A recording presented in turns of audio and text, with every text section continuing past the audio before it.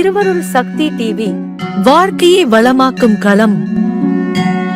நடிகர் விஜயின் மகன் ஜேசன் சஞ்சய் விஜய் நடித்த வேட்டைக்காரன் படத்தில் நான் அடிச்சா தாங்க மாட்டேன் 4 மாசம் தூங்க மாட்டேன் என்ற பாடலில் அவருடன் இணைந்து சிறிது நேரம் நடனமாடியிருந்தார். இந்நிலையில் தற்போது அவர் லைகா நிறுவனம் தயாரிக்கும் ஒரு படத்தின் மூலம் இயக்குநராக அறிமுகமாக போகிறார்.